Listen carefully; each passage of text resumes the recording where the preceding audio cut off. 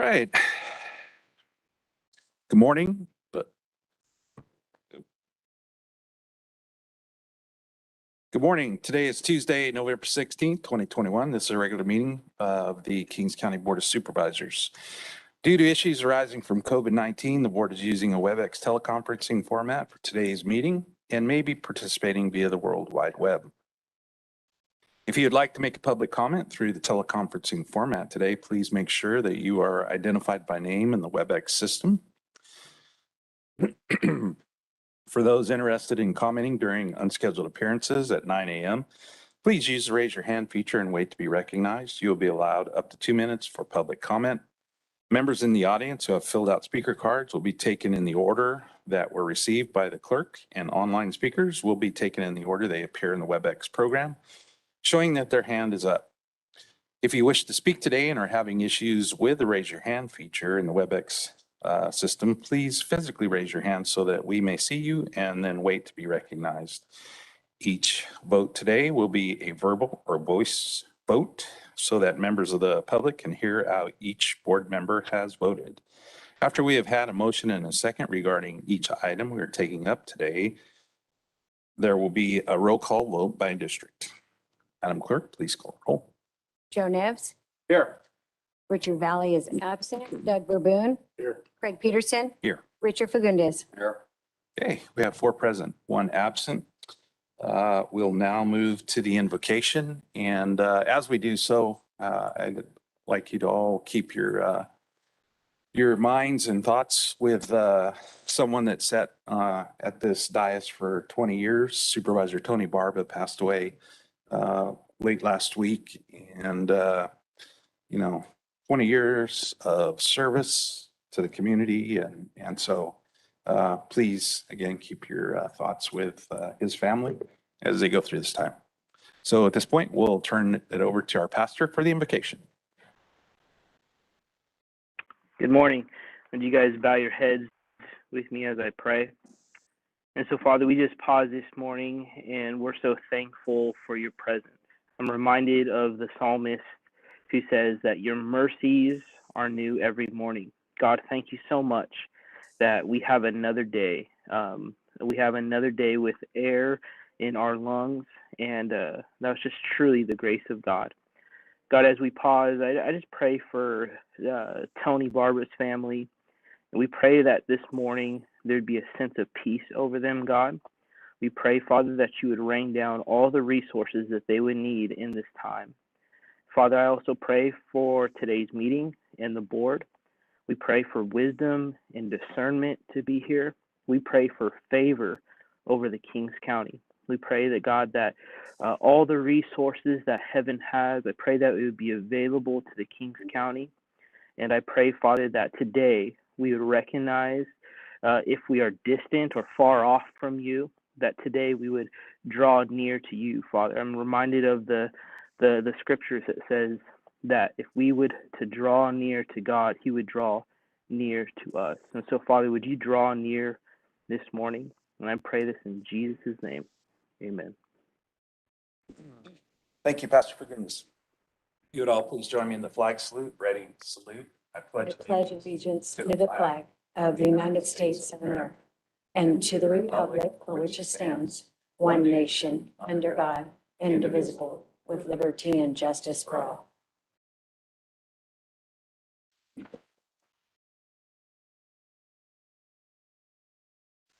All right, with that, we'll move to item 2, which is unscheduled appearances. Any person may directly address the board at this time on any item on the agenda or any other items of interest to the public that is within the subject matter jurisdiction. The board, 2 minutes are allowed for each item.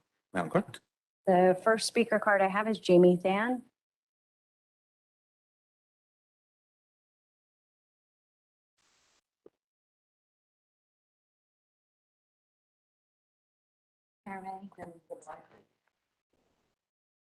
Of the association. I am here to speak a little bit about the mandated vaccination and masking. I can tell you that pre-vaccination and pre-COVID facility at the detention center, we did everything we could before we even knew about the virus. Mitigate the situation. We didn't even have the tests that they do. Our members just really want a choice. Currently, we're following Cal OSHA mandates. We isolate the inmates upon coming in. We wear the mask. Our members test weekly. They're vaccinated. If they feel that they need to be tested if they're not feeling good, or if they're sick, they're sent home. Those that are testing positive, even if they're not have any symptoms, they're being sent home. So we're doing everything that we can possibly. We disinfect prior to each shift, after each shift. Our members just really want choice. Inmates are not vaccinated. They do not have to be vaccinated. In fact, they have a choice whether or not they want to do temperature check. So we provide them masks, encourage them to wear the masks, but to make them wear the masks. But we do, and it's working for us. I can tell you that, speaking from colleagues around other counties, we're one of the detention facilities that has had only one outbreak. Currently, there's a lot more in other facilities because of the way we're doing things. We took all the mandates right from the get-go and continue to do them, and we adapt and adjust accordingly. However, we are seeing the people that are being vaccinated are getting the virus. So that have had the virus are getting the virus again. So as you know, we have canceled vacations. We're extremely short-staffed. Our biggest concern from members is that we have the choice to get vaccinated because we are following the mandates now and they're getting tested.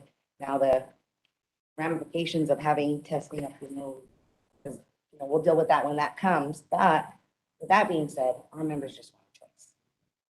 There's just way too many gray areas right now. And our biggest concern is the shortage of staff. We mandate this, we're going to have more safety issues. We're probably going to lose more staff. Right now, pretty low for canceling vacation. Great time. Appreciate it. Thank you. Next, we have Nate Ferrier.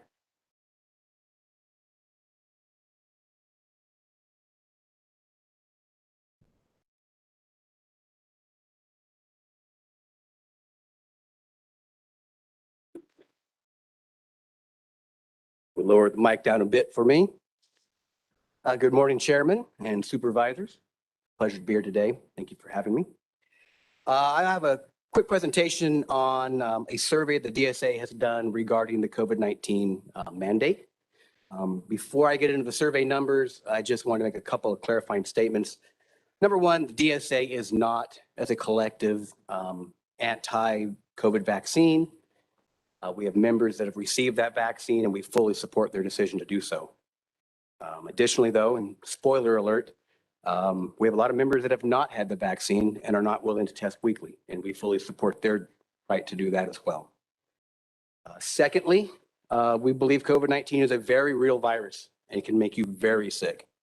Numerous members have had that and been stricken with COVID, including myself. I had COVID pneumonia in August. So I just wanted to get those out in the open. So with that, we did a DSA survey online. It was done anonymously, just with our members. And it was 4 questions. Each question required a yes or no response. And I have that in front of me. The first question was, have you received the COVID-19 vaccination? 73% of our members said no, they have not received the vaccine. 27% yes. If your answer is no, and OSHA mandates through the county receiving the vaccine, are you willing to get it? 98% said they are unwilling to get the vaccine. If you answered no to that question, are you willing to test weekly? 87% said no, they're unwilling to test weekly. Have you had COVID-19? And do you believe you have antibodies and natural immunity? 64% said yes.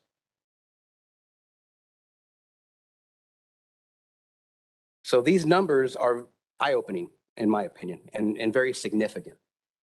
You have numerous DSA members that are willing to risk termination, discipline, and refuse this mandate. And the mere fact, and again, this is not a political statement, but the mere fact that Biden administration is willing to see tens of thousands of people lose their jobs over a COVID shot is unfathomable, especially one that is not 100% effective. Many folks that have received the vaccine still get sick, can still spread it.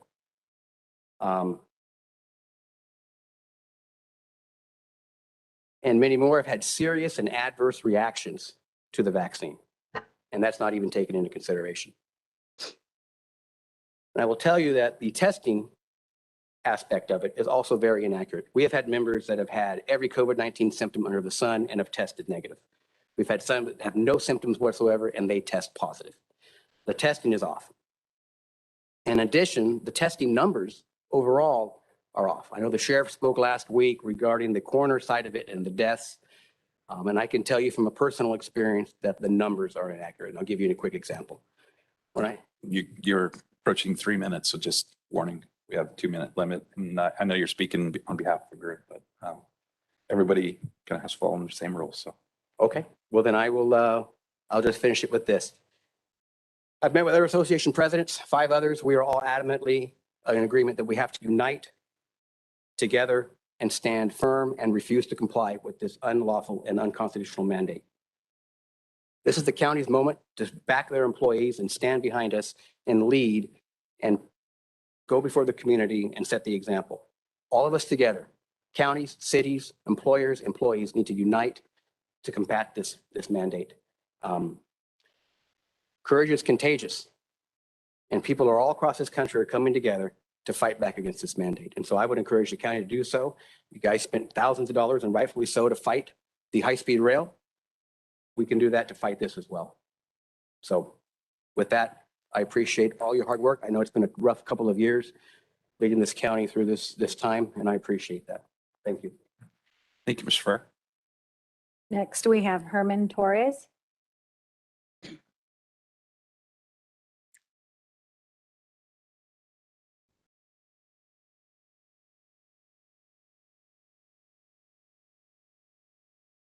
Good morning, Chairman, board members. My name is Hernan Torres, Vice President of KCPOA. I'm here today on behalf of the Kings County Probation Officers Association to voice our opinion and share our stance on the COVID-19 vaccine mandate in the Kings County. Currently, we have 57% of our probation department fully vaccinated. This does not include the juvenile institution staff. Presently, when our members work at the juvenile hall, they follow existing protocols, which include weekly testing as well as wearing masks in the juvenile institution. These procedures have been effective for the probation department, and our members favor this process.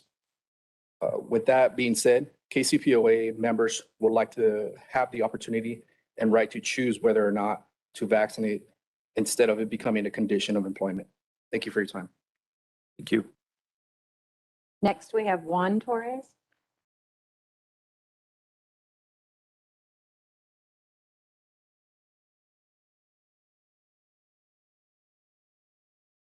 Good morning, Mr. Chairman, members of the board. My name is Juan Torres. I'm the program manager with Behavioral Health, overseeing the substance use disorder system of care. And I'm here to share some brief highlights about this year's Red Ribbon Week. So Kings County Behavioral Health leads the substance use prevention work group. The work group focuses on promoting and facilitating substance use prevention interventions and activities with the wide assortment of local service providers. Some of our providers include Champions, WestCare, Probation, the Office of Education, Victims Witness, and King's Partnership, just to name a few. Every year, October the 23rd through the 31st, communities throughout the nation celebrate Red Ribbon Week. Red Ribbon Week is the nation's oldest and largest prevention awareness program.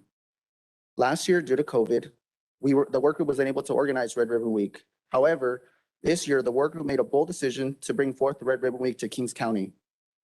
The work group secured 7 schools that were willing to host Red Ribbon Week.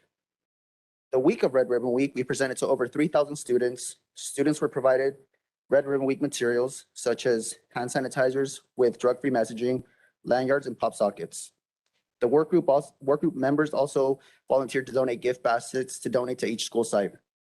We had a total of 10 presenters with a wide array of topics. Some of the topics included coping skills for kids, teen dating violence, a drug education briefcase display, vaping and cannabis prevention presentations, and a drunk goggles activity. We even managed to secure participation from the fire department and the sheriff's department, who brought out a fire truck to each site, and we also had K-9 demonstrations as well. Ultimately, Red Ribbon Week was a success. We were able to help students divert their attention from the many changes that have occurred over the last year and a half. And the students were able to receive education and some entertainment from different subject matter experts from diverse professions. And so to wrap up, I'll wrap up with the comment sent to us from one of the schools. It was wonderful to have the opportunity to host live presenters for Red Ribbon Week. Both our staff and students appreciated the opportunity to engage in the interactive presentations and learn about healthy choices and healthy behaviors. And with that, that closes my overview. Thank you. Thank you. Next, we have Katie Arnst.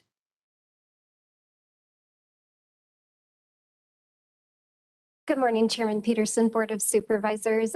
Just wanted to say a significant thank you to all of the collaborators for Red Ribbon Week this 2 weeks ago, both county departments and community-based organizations, and share a huge recognition.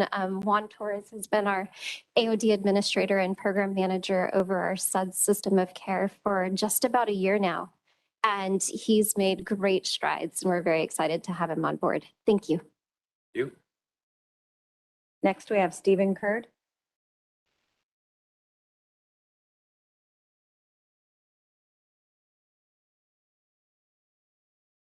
Hello again. Good morning, Mr. Chairman and Board of Supervisors. Again, my name is Stephen Kurd. I'm the Vice President of the Prosecutors Association. And I heard some things last week that I wanted to talk to you about. I heard about what might happen if 40% of the jail staff was no longer able to work, mass release of inmates, forced overtime, and canceled vacations. I'm not going into why that would happen, but I wanted to compare that to the Prosecutors Association. Taking that in the opposite order. Recently, one of our assistant district attorneys moved out of state. He had a murder trial that was going, and he wasn't there to do it. And one of our deputy DAs voluntarily canceled her vacation to do that murder trial. And I think we can all agree that we want our most qualified prosecutors doing the murder trials. That was People versus Joseph Guzman, and a jury of 12 convicted him of murder. Another one of our DAs canceled his vacation to go to Idaho because there was insufficient coverage. We had too many people already on vacation. Another one of our DAs cut his vacation short because there was insufficient coverage. Again, too many DAs were out. And that number is 3. If 2 DAs have requested vacation, the third one generally can't get it unless there's extraordinary circumstances. That's 15% of our office. What would happen if we lost 40% of our office? That would be 8 prosecutors gone out of 20. It wouldn't be mass release of inmates. The courts have told us that if there are not enough prosecutors there, they will dismiss cases. With only 12 prosecutors, there are 7 courts we need to cover. That means there's 5 attorneys left for gang, DV, sexual assault, and prisons. And on Thursdays, we need another attorney to cover the negotiations court. What happens if we have trials? I believe we have 5 trials that week. That would mean there are no attorneys left for those special prosecution units. Talking about forced overtime. We volunteer our time every week. We are each assigned cases to file. They're calculated on Mondays and Fridays, and we found that most of our attorneys file cases on the weekends because we are professionals and the job needs to get done, and we do it when we have the time, and we have the time on weekends. When we're in trial, we're working 12-hour days. We're in court all day in trial, and after that's done, we talk with other attorneys to strategize for the next day.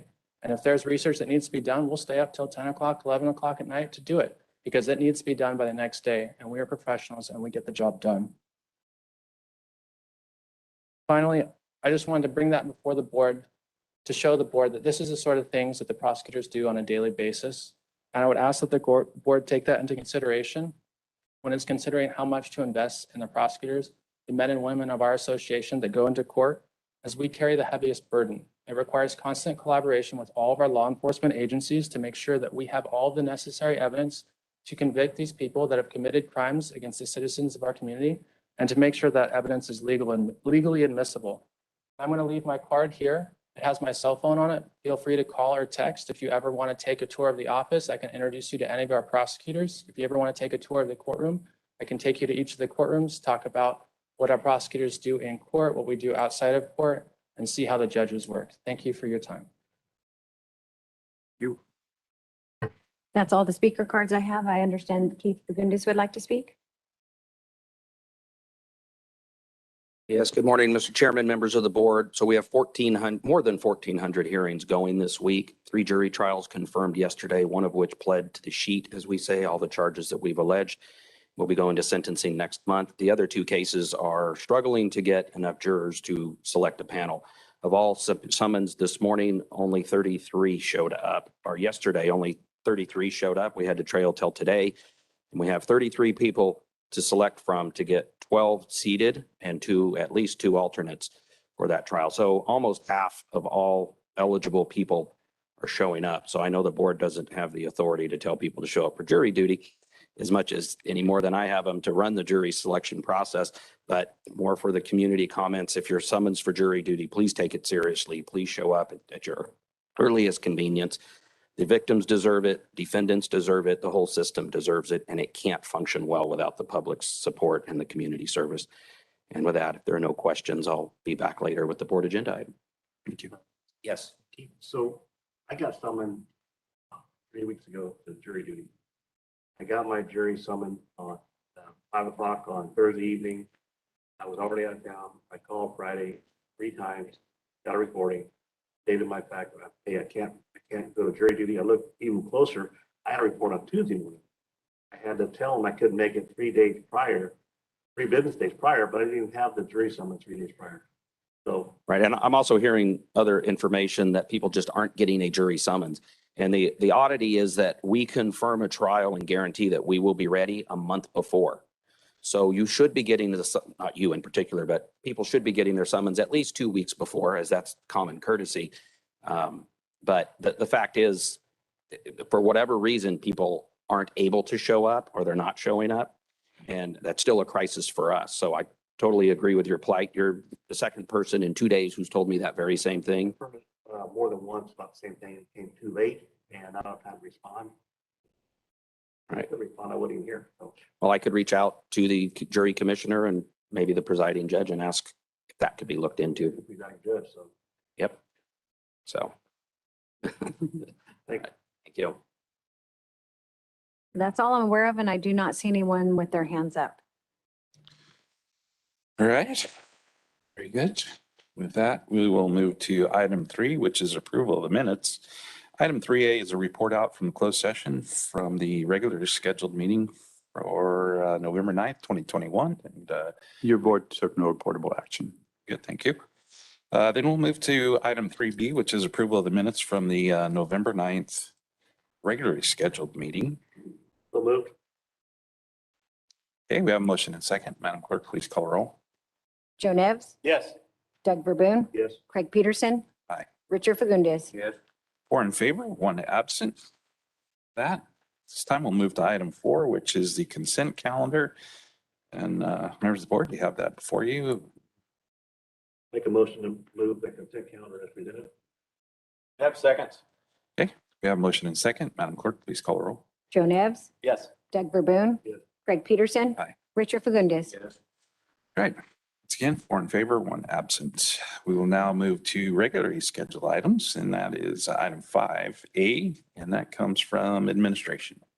Thank you, Mr. Chair, members of the board. This is an annual report, I think, that goes back about 20 years, called the Williams Report. Office of Education typically gives that presentation, and I believe Ms. Genevieve Almanzer is here. I hope. Oh, there, thank you.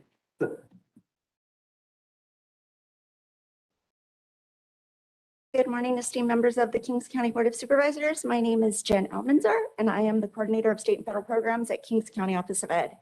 Today, I would like a bit of your time to report our Williams findings for the 2021-2022 school year.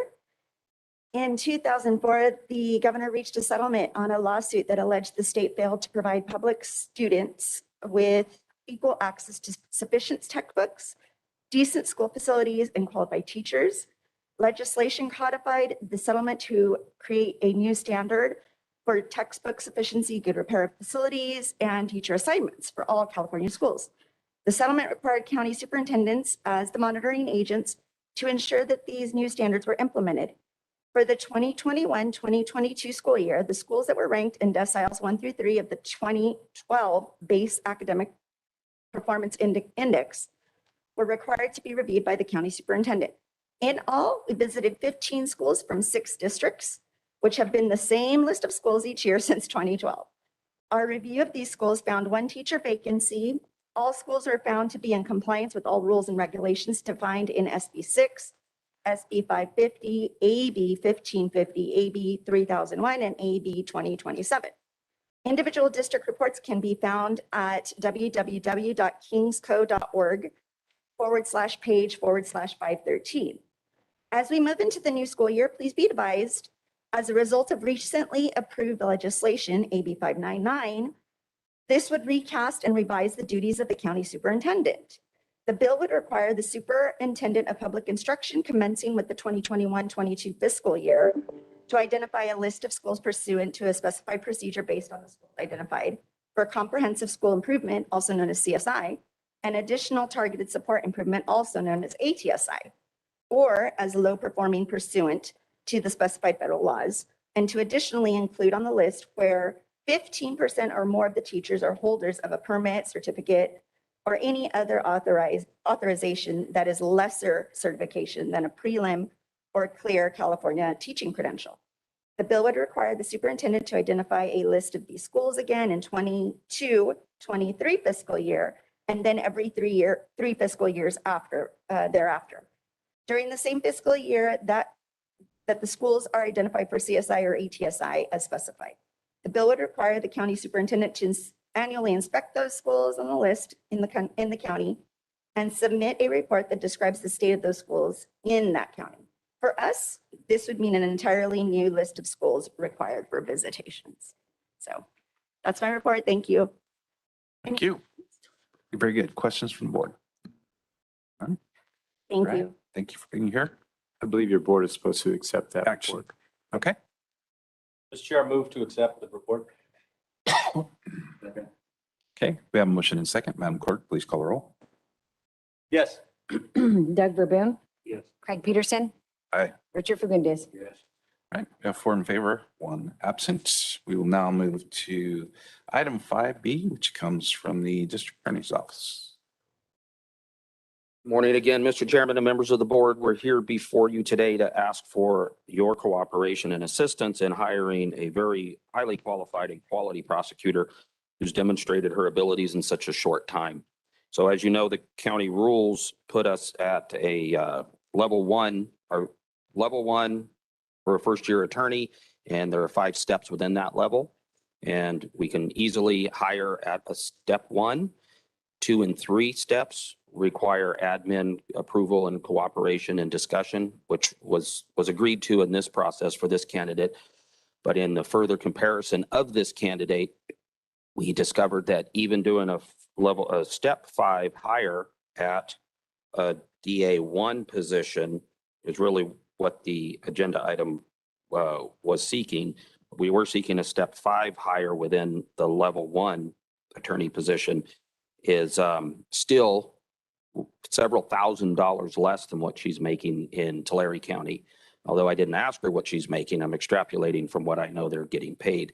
And in Tulare County, they have a much more nimble system of promotion in that it's not attached to time. It's not a longevity consideration. It's a true merit situation to where she showed up, she's conducting prelims, which our level 2 attorneys actually start doing prelims. And our level 3 attorneys start filing cases and doing calendars. She's filed nearly 700 cases this year so far since she's been an attorney. And I know you don't have the advantage of having met her nor watched her perform the interviews. And in these interviews, we actually have them perform a mock jury trial closing and explain to us how to negotiate cases and how she settles cases. And she really is performing at our step level 2, probably step 5 is where she's performing. And I am noticing an error in the board agenda item, and that unless yours was corrected, it should be a district attorney level 1, step 5 position is what we're seeking. So if you could confirm that, I might have the incorrect draft in front of me. But nevertheless, it's unfair to even be before you asking for this level 5, as none of you really know what a prosecutor needs or what we need. And that's fair because you're not prosecutors. And HR really doesn't know what skill set we have and what we can identify in people. I can tell you that we've been fortunate to weed out those prosecutors who were not as qualified or as capable. And we are getting more and more quality prosecutors every day. It's not an easy process though. And this is one that of this recruitment, we had 3 apply for this level 1 recruitment, and 2 of them made it to interview. The other one had already found a position so elsewhere. And we are also flying another position, which again, I don't want to sound ungrateful because it was this board who gave us those positions in the first place through the budget. So they were badly needed. And now we just have to fill them with quality folks. And this individual, it wasn't just in front of me that she performed, it was in front of our entire leadership staff. And I've only done 3 requests to do this type of advanced step hire since I've been the district attorney in 7 years. And it was for good reason. The other 2 requests, by the time we got through the process, those candidates had found other jobs as well. And I know that's just the market out there, but this is really a good opportunity for Kings County. She brings a lot to the table. Once she does the initial onboarding process, she would be able to start taking on prelims right out of the gate without much other supervision. But nevertheless, we're excited that she's showing interest, and I am actually praying that by the time this meeting is done today, that she's still willing and able and wanting to come over. But with that, of course, I need your partnership and your assistance in this in order to make it happen. So I'm asking you to approve an advanced step hire for Madeline Borzik and be able to bring her on as an attorney level 1, step 5. And if you have any questions. Very good. Questions from the board? See any? I'm qualified to understand what a level 1 step 5 person does. Been here for 12 years. I've had the DA's office for more than 30 years before you were an attorney. So I'll go ahead and approve that motion to level 1 step 5 position. And thank Amy for bringing to us. Thank you. Deb's the second. Very good. So we have a motion and second. Any clarification from the admin? Yeah, just for clarification, it is DA1 step 5. Just so there's no. Okay, there was a misprint on my copy here. That's what worried me. Yeah. Okay. All right. We have a motion and a second. Madam Clerk, please call the roll. Joe Nevs, Yes. Doug Verboon, Yes. Craig Peterson, Aye. Richard Fagundes. Yes. Right. 4 in favor, 1 absent. With that, Thank you. we'll now move to item 5C, which comes from the Human Resources Department.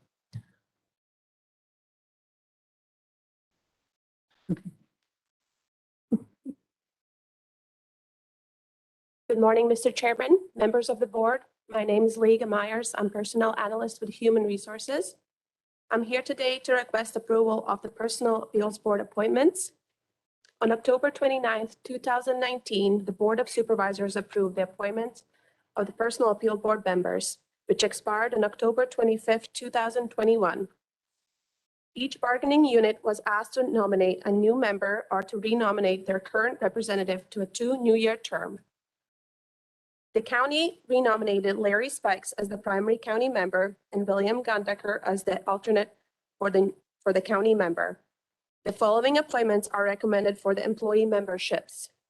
Blue Collar nominated Ruth Belmont as the new primary member and with no alternate member nomination. Deputy Sheriff's Association renominated Perla Trejo as the primary member and Christopher Zuniga as the new alternate member. Detention's Deputy Association renominated Robert Whitford as the primary member and Sherry Henderson as the alternate member. Firefighters Association renominated Mike Rodermel as the primary member and Roy Woodcock as the alternate member. General Unit nominated Lee Johnson as the new primary member and with no alternate member nomination. Prosecutors Association nominated Regina Bradshaw as the new primary member with no alternate member nomination. Probation Officers Association renominated Barry Rambonga as the primary member and Jose Blanco as the alternate member. Supervisors Unit nominated Lee Johnson as the new primary member with no alternate member nomination. Additionally, each of the aforementioned primary employee members were asked to nominate a consensus member and an alternate. Based on anonymous vote, Antoinette Gonzalez was nominated as the new primary consensus member and Kathy Etcheberry as the new alternate for the consensus member. With these nominations, HR recommends that you approve appointments to the county member and the employee members and their alternates to the Personal Appeals Board for a 2-year term ending November 20th, 2023, and B, contingent upon the approval of these members to the Personal Appeals Board, approve appointments to the consensus membership for a 2-year term ending November 20th, 2023. Thank you. Thank you. Any questions, comments? Okay, we have a motion and second. Madam Clerk, please call the roll. Joe Nevs, Yes. Doug Verboon, Yes. Craig Peterson, Aye. Richard Fagundes. Yes. All right, 4 in favor, 1 absent. For that, Thank you. next item. Morning, Mr. Chairman, members of the board. My name is Anthony Valdez. I'm a personnel analyst with Human Resources. I'm here today regarding the new job specification for the classification of Victim Witness Advocate 3 in the District Attorney's Office. During the fiscal year 2020-2021 budget process, the District Attorney's Office allocated 1.0 full-time equivalent FTE Victim Witness Advocate 3 in the Victim Witness Division, the budget unit 216300. This request was in response to the additional mass victim advocacy funding from the Victims of Crimes Act grant. The Victim Witness Advocate 3 will carry the more complex caseloads as it relates to the services of the Victim Witness Assistance Program and will provide lead supervision and training for subordinate staff. Additionally, the Victim Witness Advocate 3 will assist in the development of policies, protocols, and contracts in support of victim witness and emergency response programs, and identify partners to form a crisis response team and develop and maintain professional relationships with these partnering agencies. The cost for the new position for the remainder of the fiscal year 2021-2022 is approximately $27,000 for salary only. The funding for this position was included in the District Attorney's fiscal year 2021-2022 budget. Therefore, Human Resource recommends to approve the new job specification for Victim Witness Advocate 3 and set the salary range at 178.0, which is a range of $3,533 to $4,311 monthly in the budget unit 216300. If you have any questions, I would be happy to address them. Very good, thank you. Questions from the board? Move as presented. Okay, Madam Clerk, we have motion and second.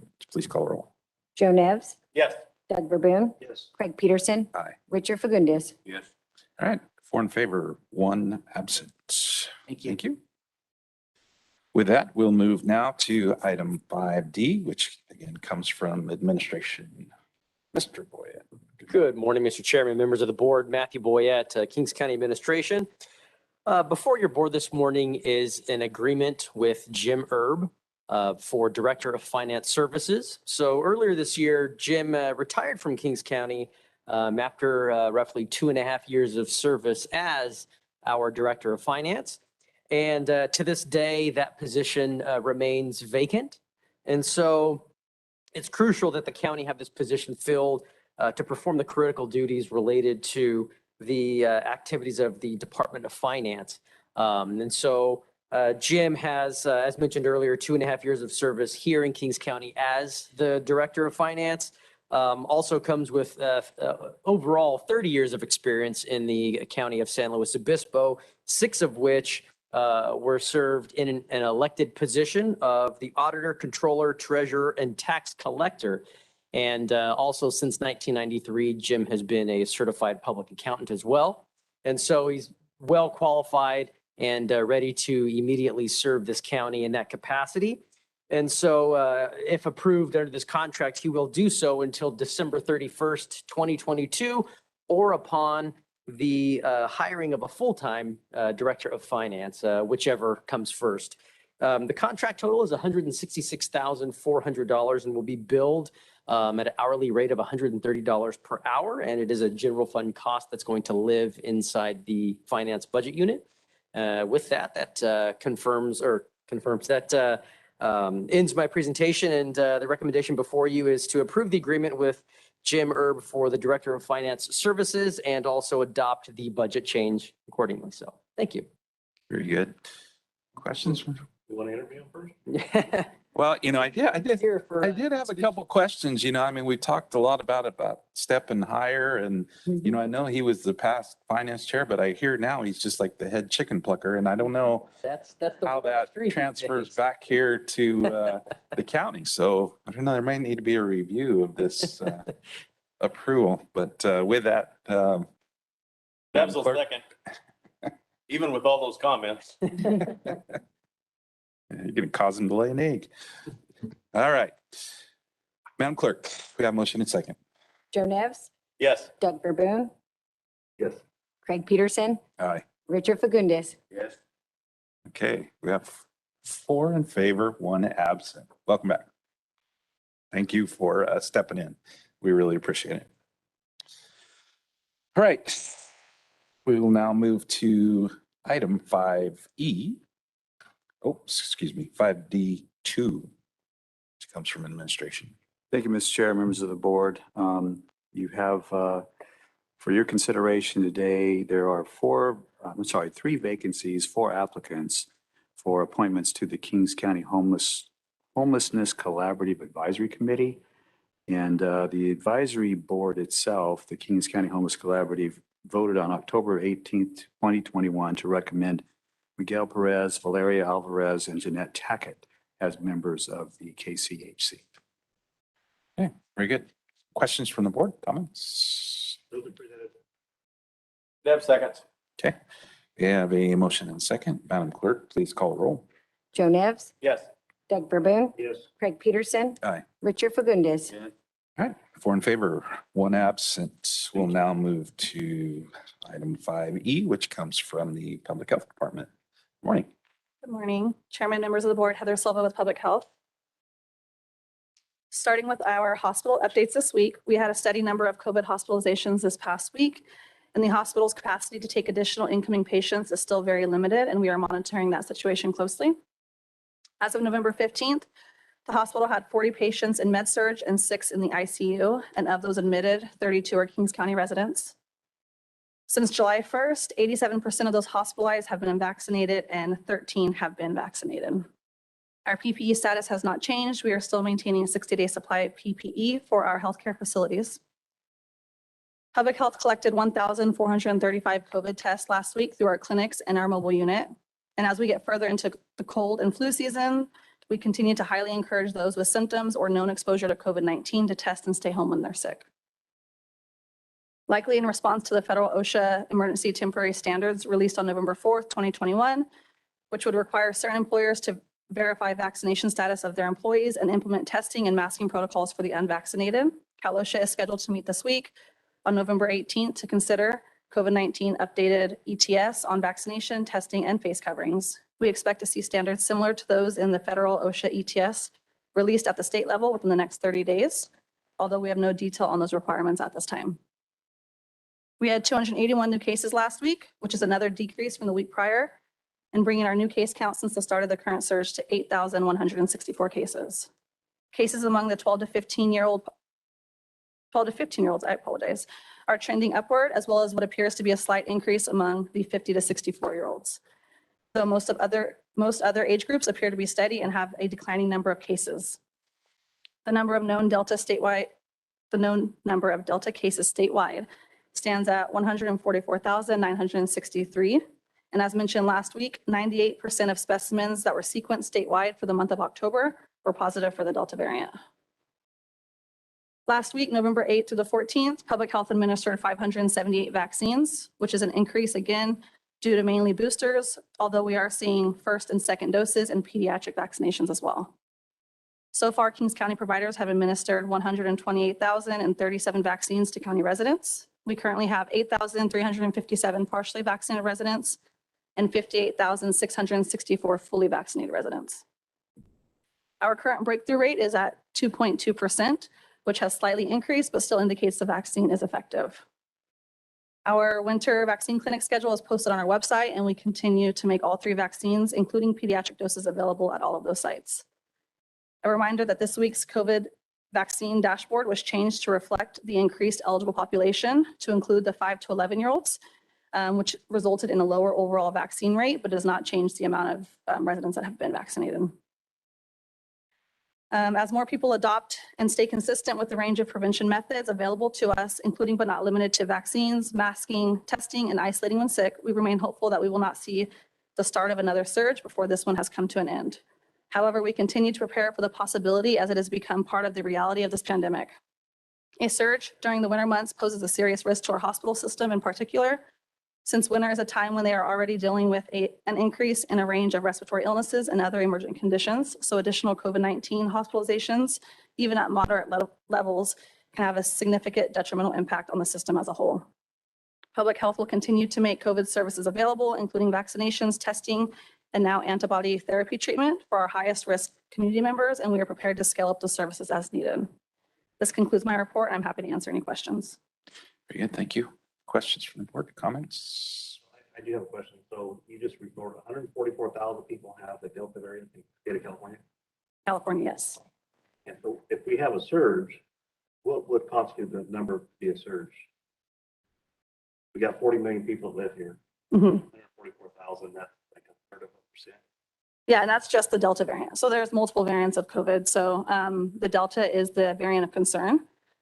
So there is, CDPH has a website called, it's the vaccine or the variant tracking, and it lists, there's multiple variants of COVID. So Delta and I think a couple others are the variant of concern at this point. But the surge entails all the different types of variants. Very good. Have we got further clarification on the OSHA order yet? I know there was some discussion about it further meeting. Updates. Yeah. I can provide a little bit of an update on the Cal OSHA order, if that's all right. Sure. Thank you. And this piggybacks from a comment that was just made that Cal OSHA was scheduled to meet on the 18th to consider adopting temporary standards that were at least effective as the OSHA, federal OSHA standards. They have, late last night, I received a notice that they are no longer going to consider those standards on the 18th because there was the federal injunction, temporary injunction continues. So they're going to wait to see how that proceeds through the court before Cal OSHA considers adoption of its own standards, which I think is good news for Kings County. Very good. Thank you. Further questions, comments from the board? None? Thank you. Right. With that, we've moved through the meeting schedule pretty nicely. And on to board member announcements and reports. Supervisor Burgoon. Saturday, I attended the Carnegie Museum Marchbank Speedway display. I want to thank Jackson Works for his efforts in bringing life back to the Carnegie Museum. It still needs a lot of donations, a lot of support. The second event he had, the first one was the Lamore Naval Air Station. And this was Marchbank Speedway, which was way ahead of his time back in the 30s, 40s, and 50s. And it was a great event. So thank you. Supervisor, for goodness. Going to come the festivities here in town, here in Corcoran, and very well attended. Good to see people attending all this. For a lot of it fought for. Thank you. Supervisor.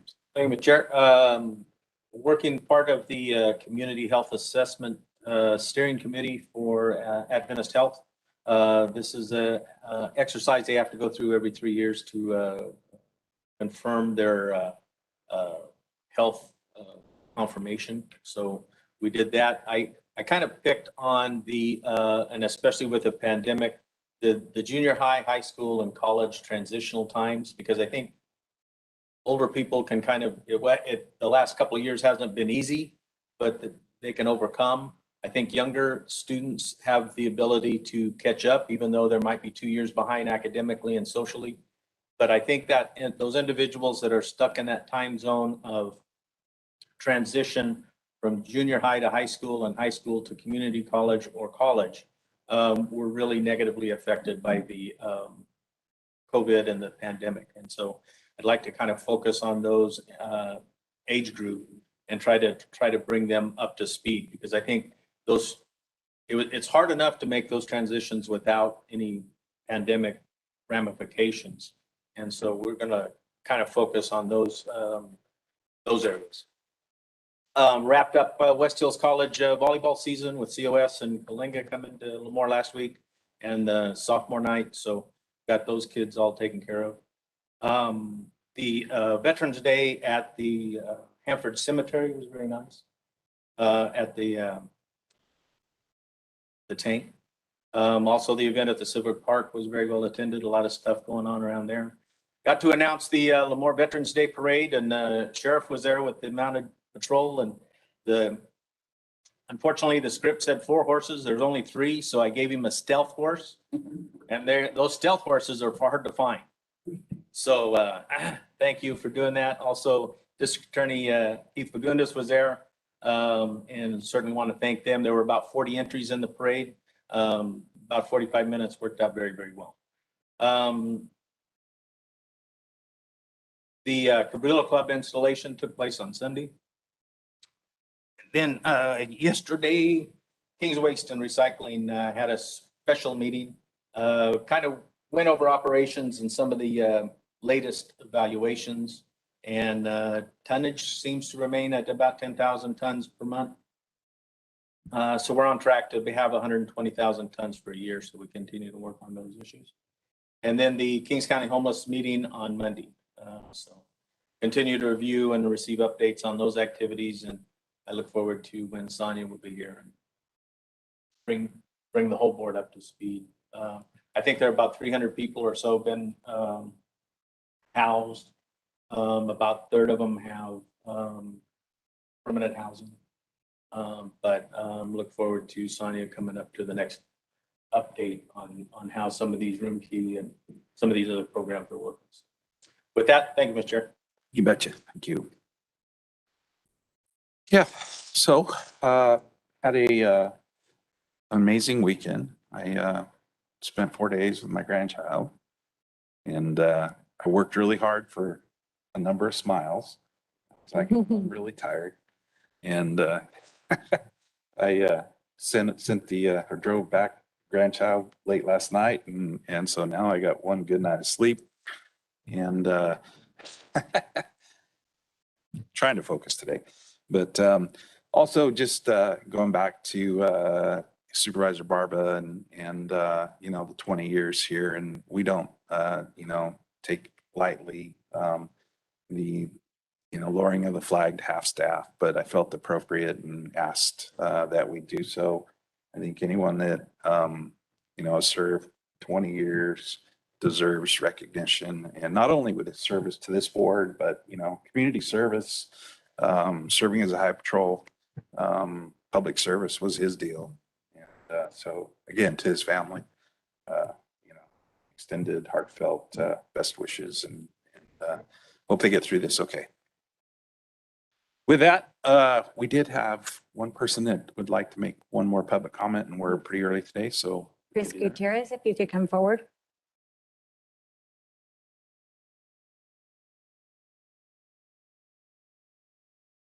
Good morning.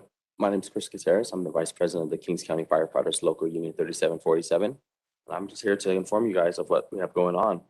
Right now, we went ahead and started a Kicks for CASA program, where our goal is to go ahead and put a brand new pair of shoes on every single foster child in the county right now. We're trying really hard to make this dream happen. When we originally started, we just wanted to go ahead and do 57 pairs of shoes just to take care of all the CASA program kids. And with all the success and all the contributions from the community, we've upped our goal to every single foster child in the county. So we just wanted to keep you guys apprised of it. We'll be having some drop-off box locations throughout JH, Tacken, and Save Mart. And we really want to hit our goal this year. And hopefully this goes on each year from this point forward. Thank you. Thank you. Yeah. Yes. We got a flyer with us. I have one.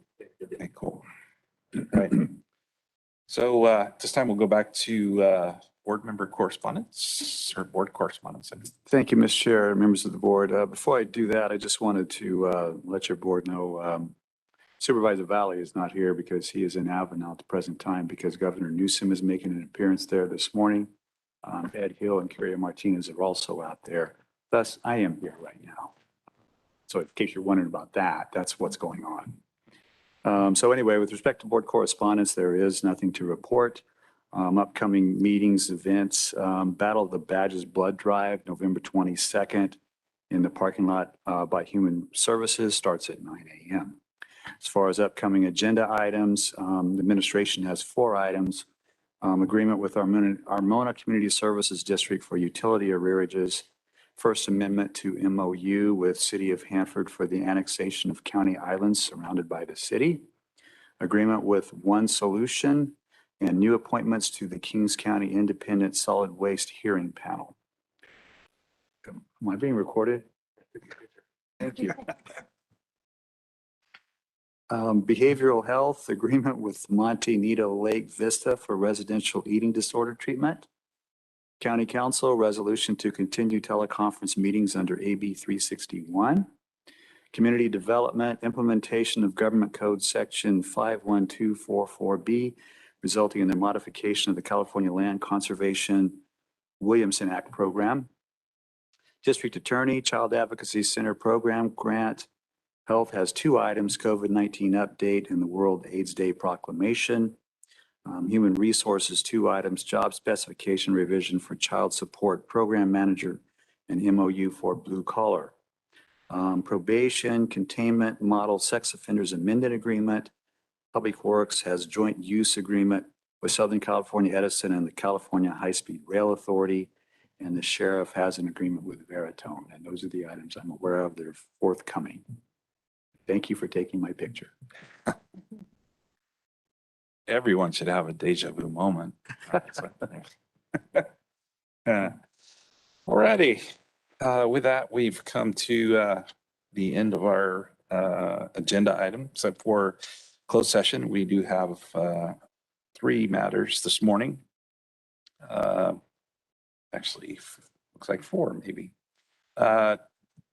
First is deciding to initiate litigation, 2 cases, Government Code Section 54956.9 D4. Next issue is personnel matter, Government Code Section 54957, Public Employee Appointment, Public Health Director.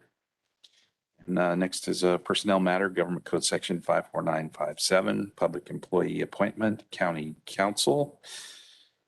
With that, prior to moving into closed session, we do have the 5th public hearing this evening on redistricting will be held right here at 6:30 this evening.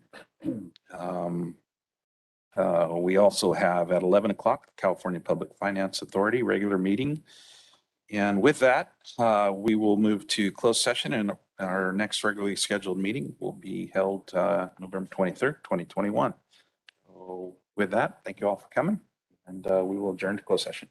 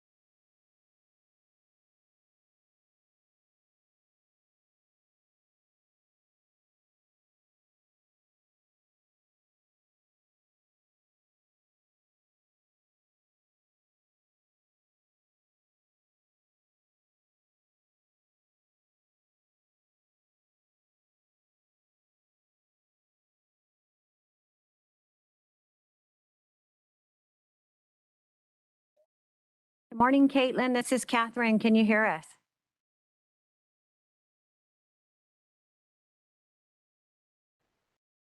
You're muted. If you can hear us, if you can unmute yourself.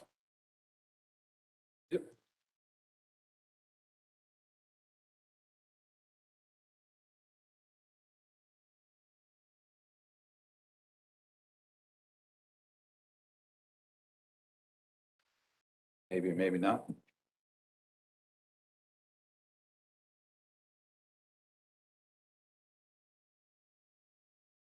Most likely be presenter.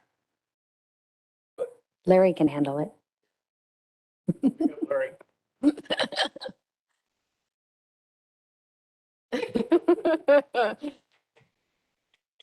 Just like the old days. Yep. You know, we got this agenda on Friday, you can review it.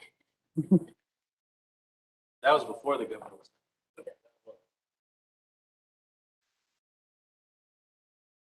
Siesta Senior Apartment. Are we recording? Okay, we're good to go.